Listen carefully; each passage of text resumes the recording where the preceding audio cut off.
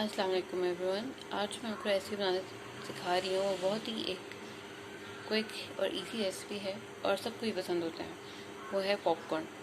इसके लिए मैंने इंग्रेडिएंट रखे हुए हैं। ये हमें चाहिए आधा कप पॉपकॉर्न के दाने और 2 टेबलस्पून ऑयल। और इसके साथ हमें एक देचकी चाहिए। और देचकी का ये ख्याल रखिए कि मोटे पैंदे वाली देचकी हो, जिसकी बेस मोटी हो, पतली देचकी ना हो, वरना आपके जो पॉपकॉर्न हैं वो कुछ बनेंगे और कुछ नहीं बनेंगे, और जो बन जाएंगे वो जल भी सकते हैं। तो इसके लिए सबसे पहले हमने क्या करना है, हमने जो है बहुत ही हल्की आंच पे चूल्हे को जलाना है, मीडियम से भी लो, और देचकी गर्म करना है। इसमें हम डालेंगे ऑयल।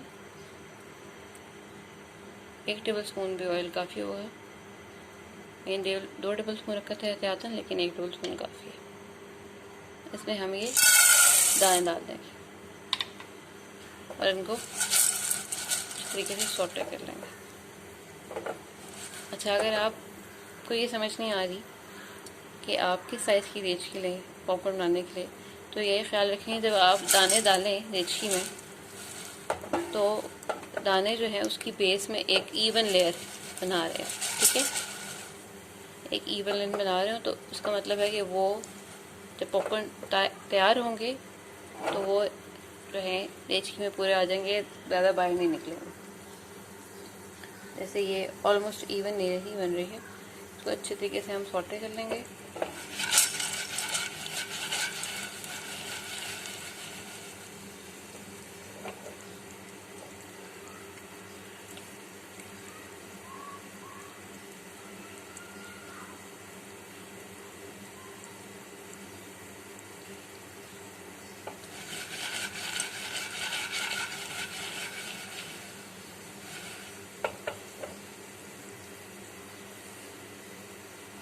ये जो मैं आपको तरीका बताई, अगर आप इस तरीके से पॉपकॉर्न बनाएंगे तो आपके पॉपकॉर्न क्रिस्पी और सॉफ्ट बनेंगे।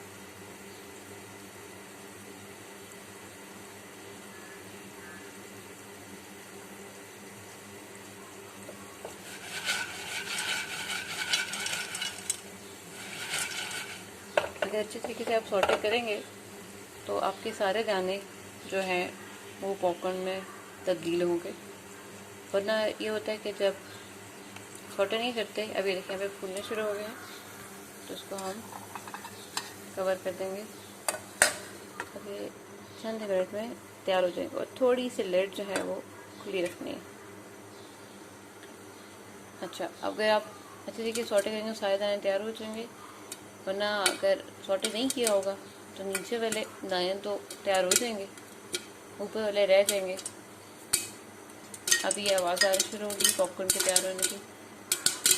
आपने तब तक चूल्हे पे रखना है जब तक आपको ये आवाज़ जो है पॉपकॉर्न तैयार होने की लगातार आती रहे। जैसे ही ये आवाज़ कम होनी शुरू होगी, ये बिल्कुल ख़त्म हो जाएगी, आप चूल्हा बंद करना है, वरना पॉपकॉर्न जल जाएंगे।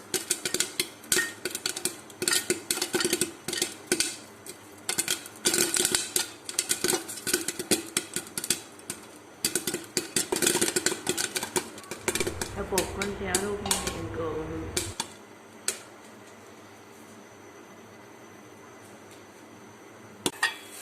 ये देखिए मेरे कितने अच्छे फ्लफी से और काफ़ी सारे पॉपकॉर्न जो हैं अकॉर्डिंग कर लें जितना भी आपको नमक पसंद है, कम या ज़्यादा।